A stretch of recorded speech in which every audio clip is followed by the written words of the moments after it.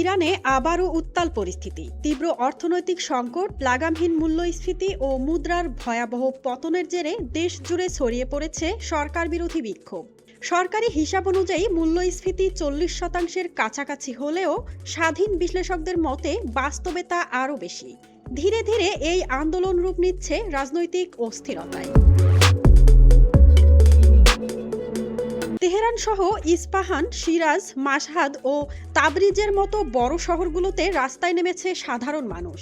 শুরুতে জীবনযাত্রার ব্যয় বৃদ্ধির প্রতিবাদে বিক্ষোভ হলেও এখন আন্দোলনকারীদের দাবিতে যুক্ত হয়েছে রাজনৈতিক সংস্কার, দুর্নীতির বিচার এবং সরকারের জবাবদিহি।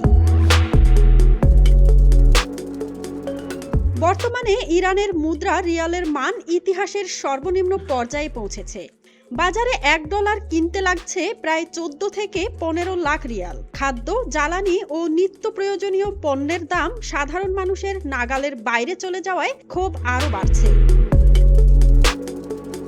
বিক্ষোভ দমনে নিরাপত্তা বাহিনী কঠোর অবস্থান নিয়েছে। বিভিন্ন এলাকায় ইন্টারনেট ও মোবাইল সংযোগ ব্যবস্থা সীমিত করা হয়েছে। মানবাধিকার সংগঠনগুলোর তথ্যমতে সাম্প্রতিক সংঘর্ষে বেশ কয়েকজন নিহত এবং হাজারের বেশি মানুষকে গ্রেফতার করা হয়েছে। ইরানি সরকার আন্দোলনের পেছনে বিদেশি শক্তির ইন্ধনের অভিযোগ তুলেছে। যুক্তরাষ্ট্রের প্রেসিডেন্ট ডোনাল্ড ট্রাম্পের মন্তব্যকে ইরানের সর্বোচ্চ নেতা আয়াতুল্লাহ আলী খামেনি অভ্যন্তরীণ বিষয়ে হস্তক্ষেপ বলে আখ্যায়িত করেছেন এবং সতর্ক করে বলেছেন, ইরানের সার্বভৌমত্ব একটি লাল রেখা। পরিস্থিতি নিয়ে উদ্বেগ প্রকাশ করেছেন আন্তর্জাতিক মহল। জাতিসংঘ সহ বিভিন্ন মানবাধিকার সংস্থা সংযম দেখানোর আহ্বান জানিয়েছেন এবং বিক্ষোভকারীদের মৌলিক অধিকার রক্ষার দাবি তুলেছে।